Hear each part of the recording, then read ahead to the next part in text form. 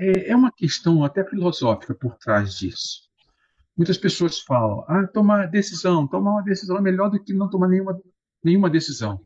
E na psicologia, um dos maiores sofrimentos é a chamada paralisia de decisões. As pessoas sofrem muito porque não sabem qual é a melhor decisão.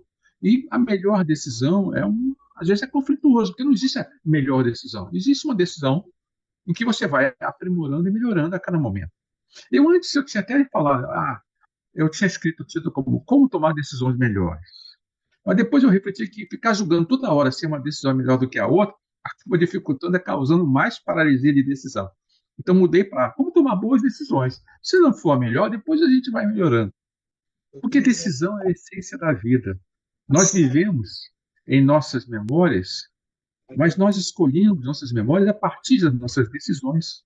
A gente já parou para pensar que a nossa vida é produto de nossas escolhas, até nossas memórias também são produto de nossas escolhas.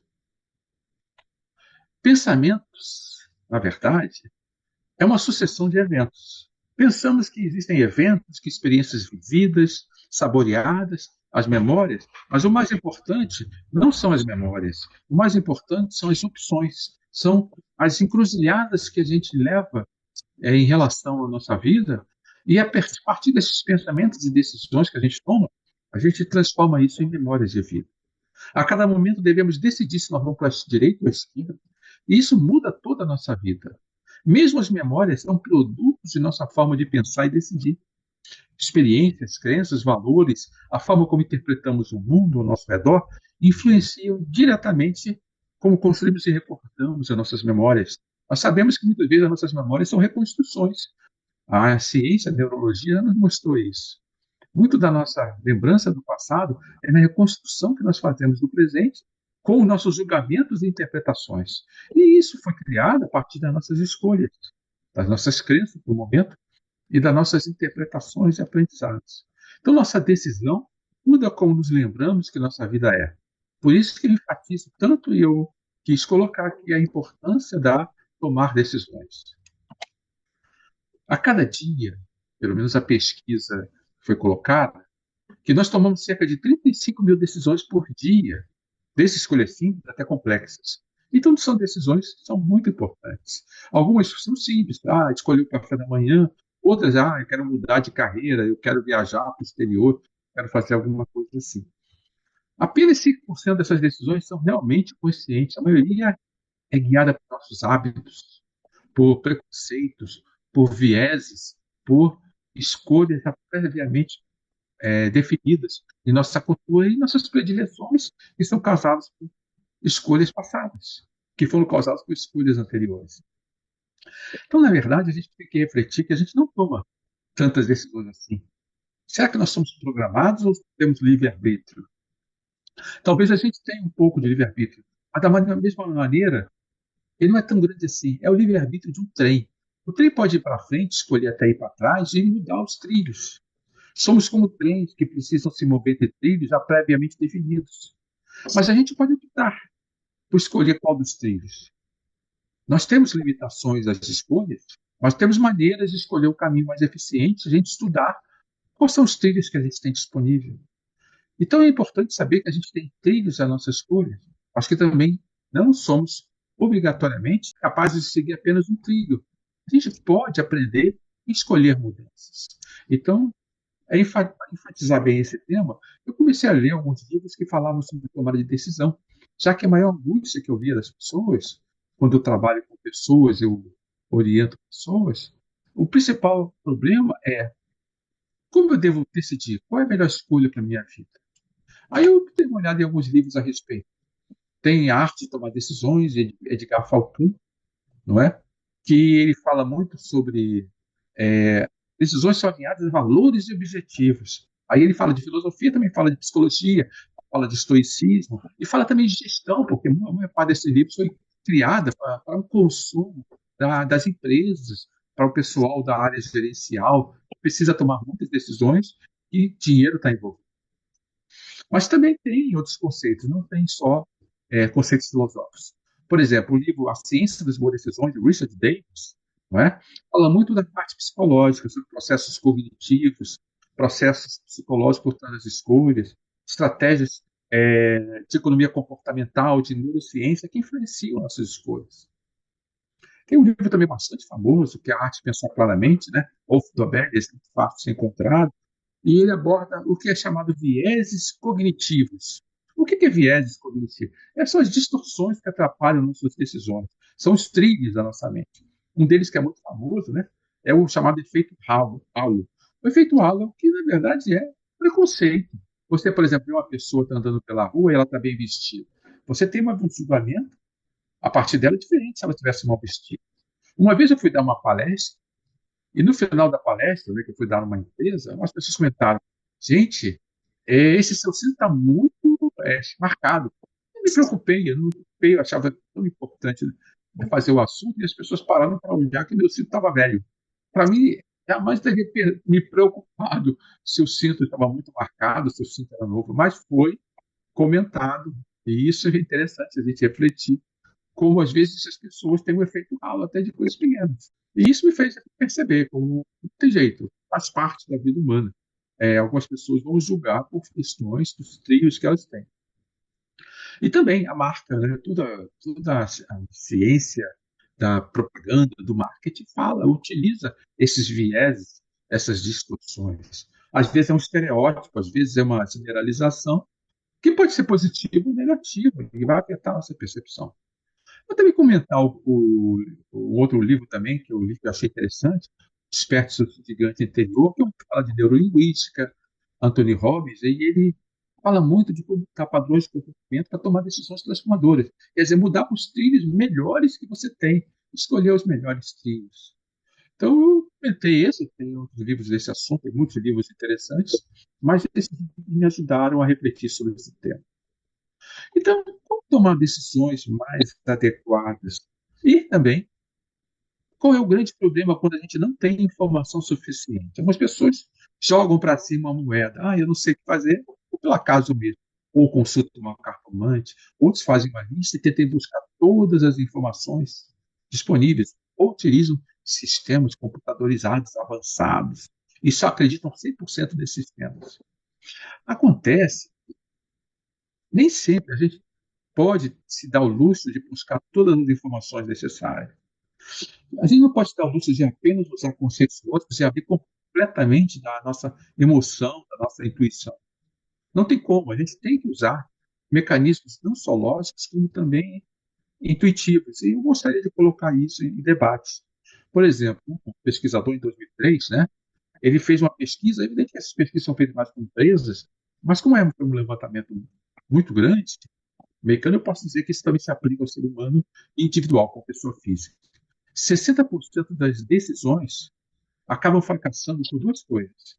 O excesso de confiança, para a gente tomar uma decisão, porque a gente tem uma confiança exagerada nas decisões anteriores, ou paralisia por análise. A gente quer informação, informação, informação, e acaba deixando o tempo passar e não toma uma decisão. Então, o que é isso? Informação de mais ou informação de menos? Causando o quê? Confiança de mais ou confiança de menos. Como equilibrar isso? Como equilibrar? Por exemplo, é muito famosa a experiência. Você pode estar decidindo mudar para um plano de saúde diferente. Aí você analisa prós e contras, você entrevista 3 ou 4 pessoas. Na verdade, você está sorteando, porque se tiver uma pessoa que está satisfeita com um determinado plano de saúde do que outro, ou se você encontra uma pessoa que tenha confiança, que foi bem atendida com o plano, você toma uma decisão a partir desse viés de a escolha mais imediata da pessoa que tomou essa decisão, em vez de fazer uma visão de pesquisa estatística maior. Então, como tomar decisão se às vezes a gente não tem tempo de tomar decisões é, completas? É reconhecer que cada decisão, às vezes, você tem que fazer a partir do nível de risco que ela tem. Você tem mecanismos lógicos para tomar uma decisão melhor, sim, mas também tem métodos subjetivos. É necessário entender que nem sempre você precisa seguir só métodos racionais. E o objetivo dessa apresentação vai ser falar de algumas ferramentas, alguns métodos que podem ajudar a tomar decisões adequadas. Nem sempre a gente deve deixar tudo ao acaso, Nem sempre para ficar calculando tudo até o mínimo de informação necessária. Então, tem três tipos de decisão. Uma delas é a chamada baseada em dados, é a chamada decisão objetiva, que é tão endeusada na nossa sociedade. Não, você tem que ter fatos e dados, fatos e dados. Bem, é importante. Uma boa parte da nossa vida no passado, a gente não baseava em dados. Então, decisões objetivas são importantes e devem ser estudadas. Você tem que ter uma estruturação de informações concretas e analisar de uma forma detalhada para você saber se a tua decisão está bem embasada em informações. Só que é necessário também perceber que uma decisão tem que levar em consideração a parte subjetiva, que é baseada em valores. Quer dizer, seus princípios e crenças éticas. Por exemplo, se você vai trabalhar entre duas empresas, duas estiver oferecendo. Ah, às vezes uma empresa te paga mais, mas às vezes você acha que ela não está alinhada aos seus valores. Uma vez eu comentei numa apresentação, numa palestra, que eu estava até um tempo sem dinheiro, estava desempregado, eu fui procurar emprego e eu trabalhava em marketing e propaganda. E eu mesmo sem dinheiro fui lá, eu fui escolhido para lá, meu currículo era em agência de propaganda, eu fui numa agência e essa agência falou, oh, teu currículo é bom, você tem essa oportunidade, quer trabalhar aqui com a gente. Aí ofereceram um salário razoavelmente bom, eu falei, tudo bem, é para atender o que exatamente? Ah, era uma empresa na área de cigarros. Aí eu parei, era uma coisa que era visceralmente contra a minha ética pessoal, meus valores subjetivos. Aí eu falei, comentei, mas eu não fumo. A pessoa, não tem importância não, você vai atender a conta, não é obrigatório que você fume ou não. Aí ela tinha oferecido até um valor, aí ela me perguntou qual era o meu valor, eu sabia qual era o valor mais ou menos. O que aconteceu? Na hora me veio a minha intuição, eu tomei uma decisão baseada em valor, e eu pedi 4 vezes o salário, já querendo realmente que não fosse aceito. Aí a pessoa que estava entrevistando falou, é um pouco acima do orçamento aqui, nós não podemos negociar um pouco. Aí eu levantei assim, de súbito, assim, não, tudo bem, é só isso mesmo, e saí da sala. Saí da sala dizendo, gente, estava sem emprego, estava com dificuldades financeiras, mas eu não ia, eu tomei uma decisão baseada num valor bem subjetivo. Eu não queria trabalhar com esse tipo de produto. Então perceba que não importava os fatos e dados, o valor era grande, eu precisava, havia necessidade. Tomei uma decisão subjetiva. Só que decisão subjetiva não é uma decisão melhor ou pior, é baseada em valores, princípios e crenças, que podem ser éticas, mas também podem ser preconceitos. Pode ser um viés cognitivo. Então, pelo fato de ser uma decisão subjetiva, não significa que ela é a correta. Deve ser analisado se essa decisão subjetiva está baseada em uma coisa justa, digna, correta, ou em uma distorção cognitiva da própria pessoa.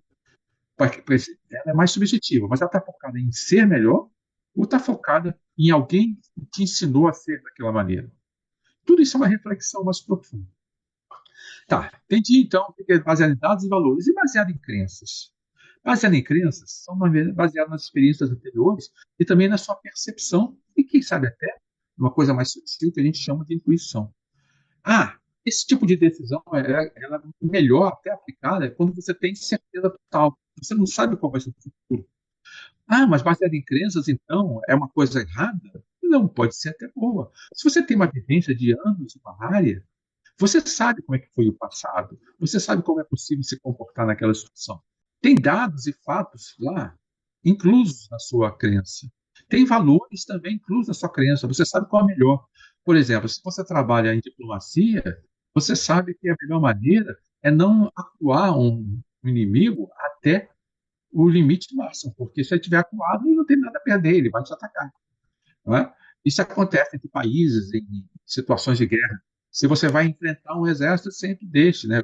Já dizia Maquiavel, sempre deixe um caminho para ele fugir, porque assim você perde menos, ele fugindo e se considera derrotado, do que você ter que exterminar tudo o inimigo. São as famosas leis de Maquiavel. Então, baseado nisso aqui, em vivência, em dados, mas é baseado também em valores pessoais, e o que a gente chama isso é baseado em crenças, que é ao mesmo tempo objetivo e subjetivo. Os grandes executivos, eles tomam muitas decisões rápidas, baseadas nas crenças dele. Muitas vezes isso é muito bom, só que eles estão contabilizando o presente a partir do passado. Tem dados e fatos, sim, mas tem valores também. Então, eles tomam decisões entre crenças. Então, por que, que eu coloquei aí que muitas vezes você vê na literatura falando de decisões, para evitar tomar decisões só intuitivas, seja tomar decisões racionais melhor. Só que de tudo que eu já estudei, eu não gosto dessa divisão entre decisões racionais ou intuitivas. Por quê? Porque uma decisão que é intuitiva também é baseada muitas vezes em dados, dados do histórico passado da pessoa, dados e também dos valores passados. Ela diz, é minha intuição, mas também tem muito do conhecimento da experiência dela lá. Pode ter alguma coisa além, né, transpessoal, holística, metafísica, sim. Muitas vezes as pessoas dizem, mas isso foi minha intuição ou um preconceito? Diga, é minha intuição, tem um pouco de tudo. O importante é você verificar se faz pelo teu bom senso, se o que você considera a intuição está adequada. Se alguma coisa é eticamente adequada para você. Então, muitas vezes você deve tomar decisões racionais, mas não só e necessariamente só em cima de fatos e dados, também olhando valores e olhando a tua experiência passada. Então, conhecer essas ferramentas de tomada de decisão ajuda a gente a refletir, porque todas elas têm uma adequação e uma coisa, talvez um local que não seja bem adequado. Eu peguei uma lista de ferramentas e vamos dar uma passada rápida em ferramentas e analisar que ferramentas são mais racionais, mais intuitivas, para entender que algumas vezes vale a pena usar. Por exemplo, o Steve Jobs. Steve Jobs, muito famoso da Apple, né? Ele usava muito dados e fatos. A Apple era muito baseada em fatos e dados para questões racionais, o dinheiro e logística, cadeia de suprimento. Mas na hora que ele lidava com o design, ele usava baseada nos valores da Apple, uma visão muito subjetiva, uma intuição dizendo, eu quero um design minimalista que a pessoa não tenha que pensar e aprender, que ela olhe e saiba exatamente como deve agir. Ele usava muito, que fez o sucesso da Apple na competição do mercado, baseado justamente nos valores que ele transmitia. E isso não era fácil de ser. Não é mais ter mais informação do mercado que é dar isso para eles. Vamos listar algumas ferramentas úteis. Uma das mais simples e mais conhecidas é a famosa ferramenta chamada prós e contras. Algumas pessoas, mas prós e contras é óbvio, tudo deve analisar os prós e os contras, não é nem uma ferramenta. Só que Benjamin Franklin, foi em 1722, ele escreveu uma carta para um colaborador dele, que era Joseph Priestley, falando desse método. E ficou conhecido, então, prós e contras, como método de decisão de Benjamin Franklin por causa disso, por causa dessa carta. Por quê? Porque ele elaborou um pouquinho mais. Não é só você pegar uma folha de papel, fazer uma marquinha no meio e definir o que é pró e contra. Ele fazia isso. Ele listava as características positivas e negativas em cada opção e atribuía pesos. Por exemplo, vamos supor que fosse mudar de emprego, tinha a empresa tal era mais próxima. Aí ele botava, isso aí, uma empresa mais próxima me daria mais conforto. Eu boto 33, peso 3 para essa decisão. Em compensação, eu vou ganhar menos. Aí eu botava ganhar menos, peso 5. Aí, esses prós e os contras tinham esses pesos diferentes. Isso que era um pouquinho mais elaborado, e muita gente usa prós e contras, só faz uma listagem, mas não botava esses pesos. Agora, quando tinha peso igual em dois lados, os prós e os contras, ele eliminava os dois para simplificar, porque ele sabia que se ele tinha muitos fatores para analisar, ficava mais difícil tomar uma decisão. Dizia outra coisa que eu acho muito importante. Se você quer tomar uma decisão importante, prós e contras não deve ser tomado assim rapidamente. Muita gente quer pegar uma folhinha em 15 minutos, analisar os prós e contras, tomar uma decisão. Ele recomendou nessa carta, né, para o Joseph Priestley, que ele dedicasse pelo menos 4 dias pensando nos prós e os contras. Quem hoje em dia fica 4 dias pensando nos prós e contras de alguma coisa? As pessoas querem tomar decisão imediata, senão começa a criar uma crise, né? Começa a hiperventilar, começa a ter uma crise de ansiedade porque não tomaram a decisão em 15 minutos.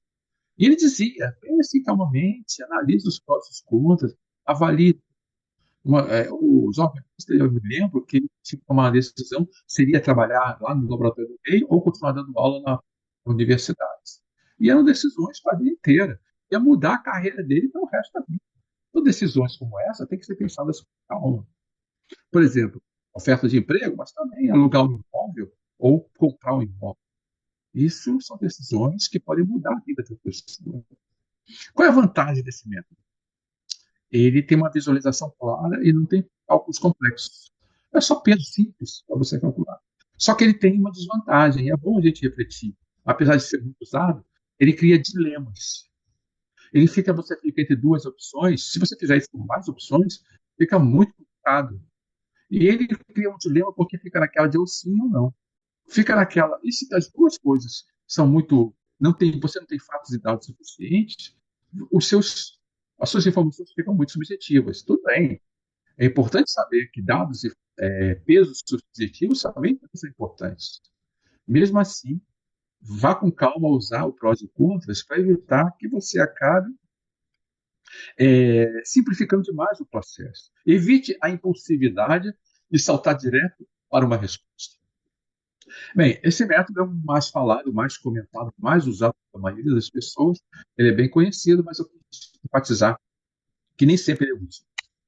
Outro que eu também gosto muito, eu já usei muito esse método, a matriz da motivação, tem várias versões dele. Eu coloquei a versão aqui que eu mesmo elaborei. Tem lá, escolha o que eu ganho e o que eu perco. Tá? Aquelas situações, eu faço ou não faço. Parece um pouco prós e contras, mas ele tem uma pequena diferença. Ele é bom até para adolescente, porque o que eu ganho e o que eu perco a fazer alguma coisa evita que adolescente faça muita bobagem, né, que eles fazem. Eles analisam muito o que eles ganham a fazer algo. Eles não param para pensar o que eles perdem a fazer algo. Ah, mas isso não cria desmotivação? Calma, vamos com calma para perceber. Esse diagrama, esses quadrantes, áreas. A primeira área é vantagens e a área 2, responsabilidades. Então, quando você decide fazer uma mudança, escolher alguma coisa, qual é a tua vantagem? E você vai ganhar. E o que você vai perder? Qual é a responsabilidade se você fizer essa mudança? Então, o que acontece? O que é vantagem é muito fácil de ver, salta muito aos olhos. Mas aquilo que você perde a fazer a mudança, normalmente está muito oculto, está muito escondido. Muitas pessoas dizem: ah, eu vou comprar um carro novo. Que beleza, vou comprar um carro novo. O carro, beleza, vou passear, todo mundo vai andar, eu no carro novo, vou chegar lá para os meus clientes e eu vou postar aquele carro. Só que a pessoa não para pensar nas responsabilidades. Quanto eu vou pagar mais de prestação, pagar mais de EVA, quanto eu vou me preocupar mais em guardar o carro, risco de ser roubado maior e tudo. Mas, em compensação, qual é as vantagens? Eu não vou ter mais custo com manutenção e etc, etc. Aí, e se eu não mudar? Se eu ficar no carro que eu tenho, se eu ficar andando a pé, os ônibus, quais são as vantagens? Tem um que ganha também. Então, o que eu ganho em mudar, às vezes, também são chamados de benefícios secundários. Ah, eu não me endivido comprando, mas em compensação, eu vou andar mais de ônibus, eu vou ter mais uma atividade física, vou me divertir mais andando, vou conversar mais com as pessoas. E tem vários benefícios que a pessoa são chamados secundários. Mas também tem prejuízo. Se eu não mudar, qual é o meu prejuízo? De repente, esse carro vai me deixar na mão e etc. Eu estou explicando isso porque tem, na verdade, se você olhar uma diagonal, existe uma diagonal. As vantagens e prejuízos, o que eu ganho ao mudar e o que eu perco ao não mudar, eu chamo de diagonal da motivação. São muito visíveis.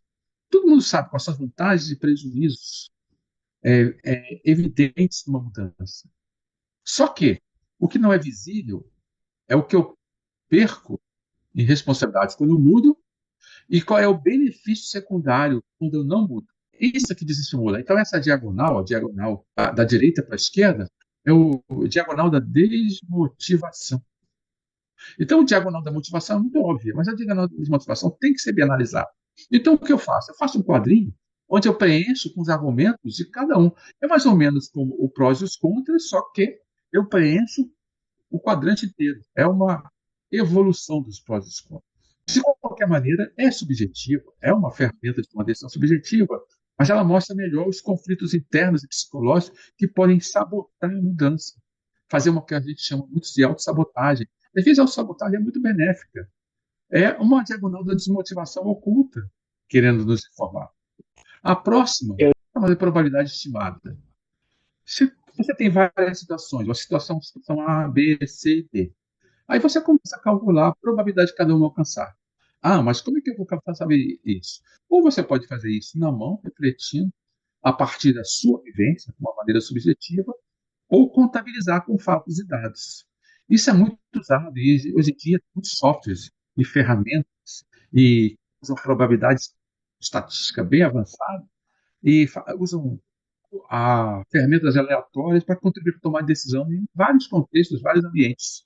Existem muitos softwares que são baseados, no fundo, em probabilidade estimada. É uma das mais usadas em empresas, porque eles acreditam, né, a empresa, que fatos e dados, o melhor possível, é a melhor solução. E, às vezes, é, sobrecarregam de fatos e dados para conseguir encontrar uma probabilidade.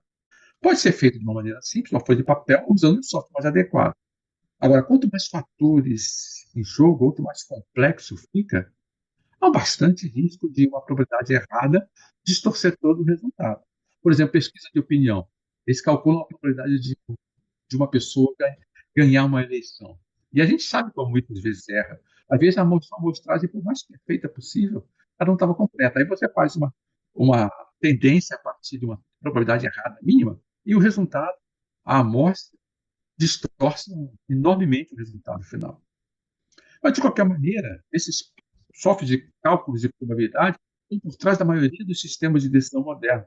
Por isso é bom a gente falar. Todas essas questões de probabilidades estimadas, a gente acaba encontrando, seja no trabalho e também na vida pessoal. Mais um que vale a pena a gente comentar. E esse vocês gostam muito, porque trabalha muito com imagem mental. É chamado por alguns filtro temporal, é chamado regra 10-10-10, alguns chamam de projeção ao futuro. Tá? Eu tomo uma decisão. Como eu me sentirei sobre essa decisão daqui a 10 dias? Seria confortável para mim? E daqui a 10 meses? Ainda é confortável? Seria a melhor decisão? E essa decisão daqui a 10 anos? Decisão subjetiva, porque você usa a tua intuição mais complexa. Você se imaginar a sua autovisão daqui a um tempo no futuro e como é que você vai sentir. Você analisa a sua ética pessoal, também toda a sua vivência e pode até usar certos sentidos superiores para te ajudar na tomada de decisão. Fio temporal é muito usado. Eu gosto muito de chamar essa técnica de ponte ao futuro. Ela é muito usada em técnicas de relacionamento porque ajuda a pessoa a tomar uma decisão quando você não tem muitos fatos e dados. Mas você pode aplicar a sua ética pessoal. Equilibrar a tua impulsividade com uma decisão de longo prazo. Em vez de tomar uma decisão pensando que, eu tomo essa decisão hoje, o que vai me acontecer amanhã? Ótimo, então vale a pena tomar essa decisão. Por exemplo, tem uma brincadeira que se usa para a pessoa, que eu já usei, que é uma técnica de visualização para uma pessoa que quer emagrecer. Você quer comer aquilo, né? Então visualiza essa comida que você comeu, como é que você vai estar sentindo daqui a um minuto. Essa comida, um quindim de chocolate, um purê de maçã com abóbora delicioso, ou uma salada. Como é que eu vou me sentir daqui a um minuto, depois de comer esse quindim de chocolate? Tá? Assim, bem. E comer essa salada. Talvez menos. Você vai se sentir bem. Mas daqui a 10 meses, esse pudim de chocolate vai estar aqui, ó, do lado aí do meu bucho. Como é que eu vou me sentir daqui a 10 meses? E se eu continuar comendo isso, como é que eu vou me sentir daqui a 10 anos? Isso aí ajuda muito a pessoa a tomar decisões mais ecológicas, que a gente chama, mais harmoniosas, de tomada de decisão alimentares. Outra coisa, né? A pessoa, olha só, aconteceu esse caso aí da pessoa que recebeu 15 mil reais, deu a senha dela e foi feito um roubo enorme no banco, né? E, obviamente, rapidamente, em menos de 4 dias, né? Você deve ter ouvido a notícia no jornal, 4 dias descobriram quem foi a pessoa que passou a senha e que roubaram lá quase 100 milhões de reais do sistema do Pix, não é? Da transferência de dinheiro do Banco Central. Gente, imagina como essa pessoa, quando recebeu essa oferta de receber a senha por 15 mil reais, ela imediatamente ela pensou em como deve ser sentido agora de dar essa senha e como ela vai se sentir daqui a 10 anos ela presa. É uma visão de uma tomada de decisão ruim, mas é só para a gente refletir como ela poderia ter pensado no futuro, como seria um risco para ela enorme para uma decisão como essa que ela tomou. Uma uma aplicação útil. A pessoa quer pedir demissão para empreender. Ela tem que imaginar se ela tem estofo e preparo para ser uma empreendedora, em vez de trabalhar em uma empresa. Muitas pessoas querem trabalhar com empreendedores, mas não analisaram todos os prós e os contras, todas as vantagens os benefícios secundários envolvidos. Não se visualizaram no futuro como empreendedores. Outras vias, né?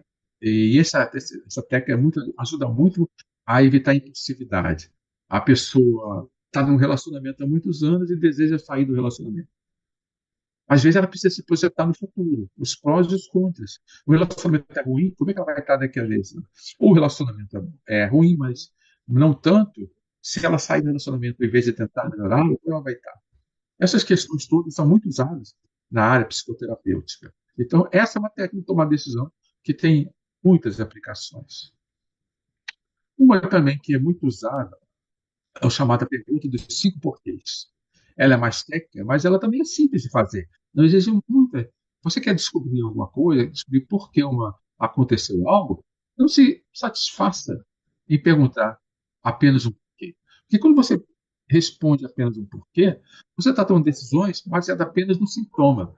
Ah, pegou fogo na casa. Por que pegou fogo? Ah, porque o fulano de tal não tomou cuidado e deixou o equipamento ligado. Então demite fulano.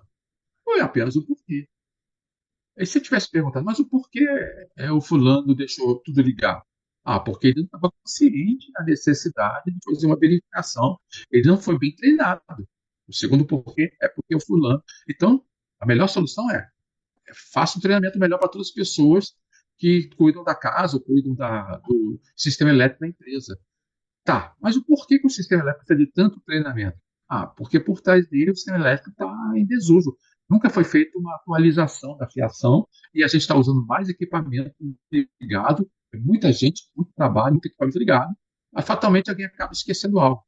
Então, você vai perguntando o porquê cada vez, até descobrir a causa raiz. Às vezes a causa raiz é que não tem uma estrutura na empresa para cuidar da segurança, ou não tem um sistema elétrico adequado para uma nova situação da empresa.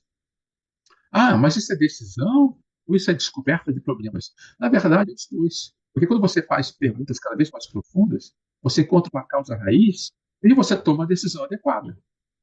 É importante isso. Uma aplicação boa é para você evitar uma necessidade oculta para resolver. E, de qualquer maneira, também você descobre tanto fatos e dados novos para pesquisar, como também começa a usar a sua experiência, né? É uma decisão com base subjetiva melhor. Essa é uma das melhores maneiras para encontrar fatos e dados que antes você não tinha, para tomar decisão também baseada em fatos e dados. Se vocês estão gostando, tem mais algumas técnicas. Então, algumas talvez eu exigiria uma experiência maior, mas vale a pena dar uma visão por cima. Essa é muito conhecida nas empresas, chamada análise SWOT. Você analisar os fatores internos e os fatores externos. Você quer tomar uma decisão, você analisa as suas forças e as fraquezas, as oportunidades e as ameaças. Ela é bem conhecida para tomada de decisão, está em vários livros sobre ela. É uma forma também de visualizar os prós e os contras, uma decisão mais equilibrada, mas também é mais focada para empresas. De qualquer maneira, na vida pessoal, você pode usar isso.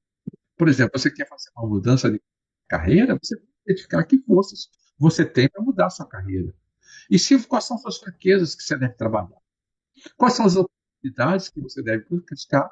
E quais são as ameaças? Se você, por exemplo, quer mudar de carreira, uma grande ameaça é você se estruturar para essa nova carreira. E aí ficar com o dinheiro a descoberto. É interessante que essa matriz, que é uma matriz analítica, tá? Existe essa técnica desde a década de 60, né? Mas ela é muito eficaz porque mostra facilmente, são essas técnicas quadrantes, como você chega a uma boa decisão. Essa também é muito conhecida, chamada matriz de decisão, não precisa comentar, é dar pesos e notas, né? A gente nota que desde o Benjamin Franklin, prós e os contras, você, você começa a dar pesos para cada uma das decisões. Ela é um pouco melhor, porque você pode dar pesos iguais, considerando que são pesos iguais e depois contabilizar o total, escolhendo qual é a decisão que você quer que seja o melhor peso, de melhor resultado. Quando você faz isso com uma pessoa só, o risco de incerteza, de dados errados é grande. Mas quando você bota, por exemplo, 10, 20, 50, 100, coloca isso num sistema, numa planilha, num software, as divergências entre os pesos, elas se juntam e fica mais fácil as pessoas tomarem uma decisão. Então, ela torna mais fácil transformar algo muito subjetivo em um critério mais mensurável e sem vieses emocionais. Tem um livro, A Ciência das Boas Decisões, eu tinha comentado, que dizia que essa técnica para grupos é uma das melhores, porque evita a paralisia de análise para grupo. Aí todo mundo fez lá. No fundo é o quê? É uma votação. Qual é a votação? Qual é a melhor decisão? Você bota todo mundo para votar e você tem o melhor peso. Pode ser usado tanto em esfera pessoal também, mas no fundo é uma decisão, é uma votação. Outro método também muito falado é o 5W2H, que é decidir o que é melhor para você. É uma técnica eficaz, mas você tem que escrever e refletir e pensar muito. É uma técnica subjetiva, mas ao mesmo tempo ajuda você a extrair dados e chegar a um planejamento melhor. É muito bom na vida pessoal também, na hora de, por exemplo, detalhar uma viagem. Ah, para onde vou, por que eu vou, vai comigo, quanto vai custar, como é que vai ser essa viagem, quando vai ser e onde vai ser. É usado muito para planejamento também. Agora tem uma também mais intuitiva, mas eu acho muito boa. É chamada pensamento em terceira pessoa. Tem a arte de pensar claramente fala, um livro muito famoso chamado Blink, não é? Que é tome decisões intuitivas. Você quer tomar uma decisão? Se imagine como uma terceira pessoa conversando e observando essa decisão. Imagine a terceira pessoa conversando com aquela pessoa e avaliando a situação. Aí você evita que os seus vieses, os seus preconceitos influenciam. Se imagine você aconselhando a você mesmo. Faz uma dissociação. Tá? Eu estudei psicologia como dissociação, técnicas de se dividir em uma segunda pessoa para dar uma opinião. E ela ajuda muito. Agora, Daniel Kahneman, muito famoso nos anos 2000, falou muito dessa técnica, porque estimula a intuição, estimula você não se envolver tanto com uma decisão, porque você fala como se fosse para outra pessoa. Aí combate muito um viés, um excesso de confiança, um medo de arrependimento, né? E faz com que você estimule mais a sua racionalidade.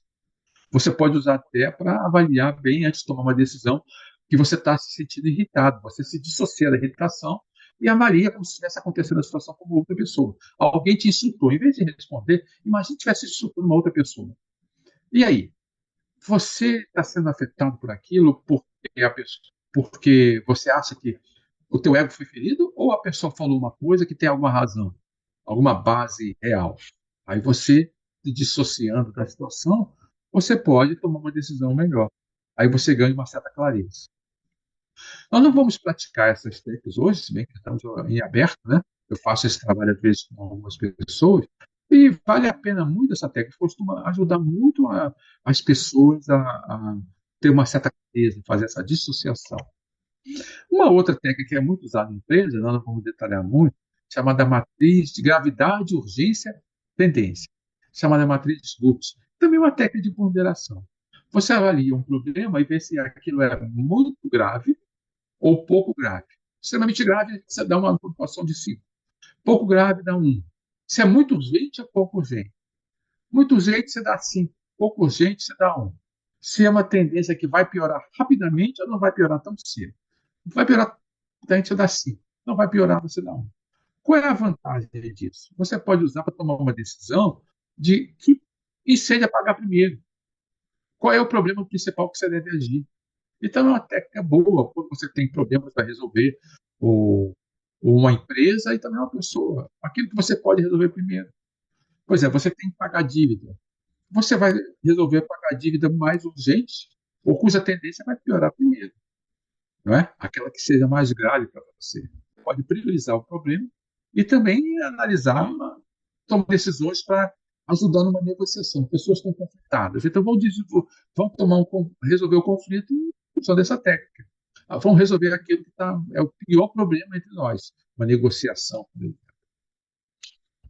E estamos acabando, gente, porque essa lista é grande para vocês perceberem como é rica essa área da tomada de decisão. Uma é você analisar realmente o fato, a causa, a ação e os resultados que causaram tudo. Isso é chamado, na verdade, uma área de decisão. Alguns chamam de fato, causa, ação e resultados, aplicar. Outros chamam de árvore de decisão. Que, na verdade, é você escolher. Eu devo fazer aqui. Se eu fizer sim, vai por onde? Se eu fizer não, vai por onde? E você constrói uma árvore de decisão, analisando todo o fato que você vai fazer, qual é a sua ação, qual é a causa, quais são os resultados prováveis, e você constrói. Hoje em dia, existem até ferramentas, softwares muito sofisticados para fazer a árvore de decisão. No fundo, é o método que você feita numa folha de papel ou em post-its para ajudar você a tomar uma decisão. Eu não vou entrar aqui em muitos exemplos, mas vocês podem depois usar essa ferramental para tomar uma decisão depois para a prática. E os outros eu não vou comentar, só vou falando que como existem técnicas de tomar decisão. A maioria deles começa a se envolver em técnicas muito sofisticadas que só dá para fazer em computador. E vale a pena. As técnicas de tomar decisão são técnicas importantes que vale a pena a gente conhecer um pouquinho, porque a nossa vida, em essência, são tomadas de decisões. Não é? O importante é saber, se você quer tomar uma decisão, descobrir quais aquelas que são mais úteis. Por exemplo, se você quer fazer uma priorização rápida em problema, essa técnica de GUT, né, gravidade, urgência e tendência, é boa se você quer fazer uma priorização rápida e resolver um problema que pode piorar, não é? Agora, se você quer resolver um problema estrutural, um problema que está sempre presente na situação, você pode usar aquela do árvore de decisão. Acontece sempre assim. Então, descobrir o problema. Essa análise tem que ser feita com certa calma. Então, eu dei um apanhado geral para conscientizar a importância de estudar esse assunto, não é?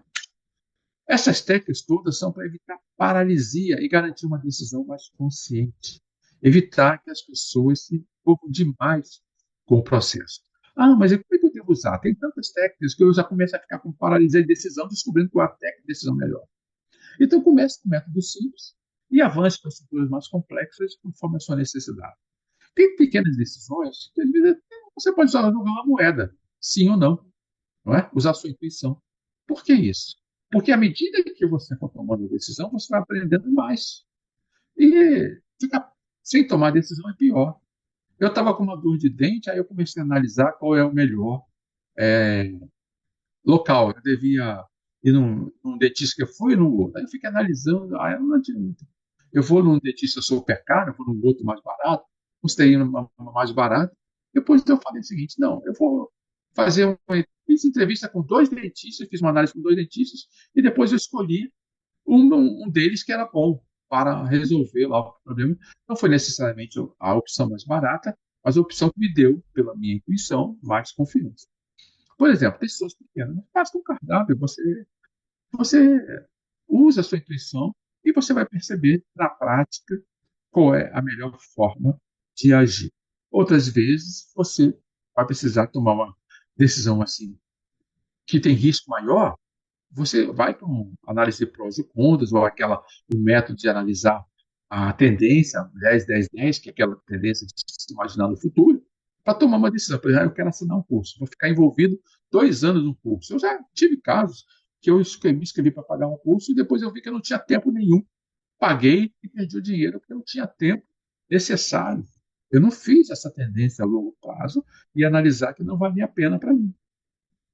Agora, se você quer tomar uma decisão maior, é bom você analisar uma técnica contábil de dados e fatos, mas também analisar você na terceira pessoa. Se realmente você não está envolvido, você quer mudar de país, como é que você vai ser num outro país?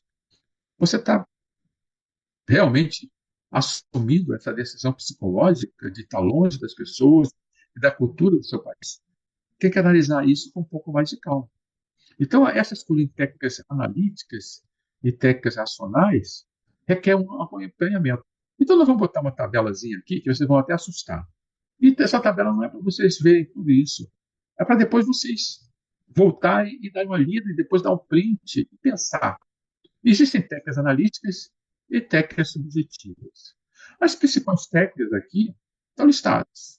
E os autores e defensores delas também, caso vocês queiram saber e pesquisar mais. E vocês saberem qual é a base delas. Umas são mais racionais, outras são mais emocionais, subjetivas. E quais são as aplicações delas, sabe? Mais típicas, normalmente em empresas. É bom vocês saberem disso. Quais são as vantagens, mas também quais são as desvantagens, as limitações que podem ter. E tem um exemplo aqui para você conhecer. Então, espero que vocês possam depois, quem está mais interessado, ter um print ou rever depois esse vídeo para dar uma entendida melhor desse processo. Como assunto, um assunto que vale a pena aprofundar, eu achei melhor permitir que vocês depois analisem. E outra tabela também. Quando vocês estão trabalhando técnicas analíticas, tem que analisar esse equilíbrio entre objetividade e subjetividade. Alguns dão dados estruturados. Você não tem dados suficientes, dados objetivos. Vai fazer com paralisia de tomar decisão. Use uma técnica subjetiva. Você está usando a experiência e a vivência. Por isso que algumas pessoas elas são bem pagas por sua vivência, porque dentro delas está uma estrutura de tomada de decisão. Por exemplo, empresas com uma cultura muito mais hierárquica, muito mais rígida, elas privilegiam muito técnicas de tomada de decisão, dados e fatos. E às vezes elas ficam muito lentas. Enquanto uma organização mais inovadora, assim, uma startup, elas tomam decisões mais intuitivas e são mais ágeis. Mas mesmo assim, às vezes elas se arriscam mais. Então as técnicas subjetivas são mais flexíveis. Enquanto que as técnicas analíticas são melhores quando você tem todos os fatos e dados. É necessário saber a aplicação e também a cultura do local onde você está fazendo, caso seja uma empresa, para você usar isso bem. E é mais um print para vocês fazerem, caso vocês queiram. Técnicas analíticas, algumas principais eu coloquei aqui. Eu não mencionei a Capmetragou e a GE, porque eu já tinha essa tabela, mas a análise SWOT, a matriz de decisão, a matriz RUT, eu mencionei. Qual é as dificuldades? Às vezes você quer tomar uma decisão de longo prazo e você precisa saber aonde ela se aplica e aonde não é, tá? Como detalhar todos os fatos e dados aqui. Tem, como eu coloquei uma tabela de técnicas analíticas, também vou colocar uma das técnicas subjetivas. Então, você, às vezes, você quer tomar um pensamento em terceira pessoa, é, você vai ter uma crise imediata, às vezes é difícil você se dissociar. Então, você tem uma crise e pronto, você não consegue se dissociar daquilo. Agora, às vezes, você pode ignorar dados objetivos usando isso. Mas, em compensação, ela ajuda muito a você ter controle emocional. A inteligência emocional ajuda muito também nesse processo, porque você tem, às vezes, um critério intangível, mas não tem uma capacidade de ter uma estrutura, uma análise quantitativa. Eu não vou detalhar todos para que vire um curso inteiro, mas é o tipo de coisa que nós fazemos, às vezes, no trabalho, vale a pena conhecer, ler e aprender mais a respeito. E, em resumo, até porque não quis que isso se tornasse algo totalmente é, detalhado, mas eu quis dar um gostinho para quem esteja interessado em aprender mais sobre essas técnicas de decisão, que vale a pena. Por quê? Por que isso? Porque nesse mundo a gente tem que tomar decisões a cada momento, saber aonde se quer ir. E essas ferramentas, né, elas nos ajudam a manter o equilíbrio, tanto manter o equilíbrio racional quanto o equilíbrio subjetivo, um equilíbrio intuitivo. E vale a pena a gente manter essa visão, tanto o lado racional quanto o intuitivo.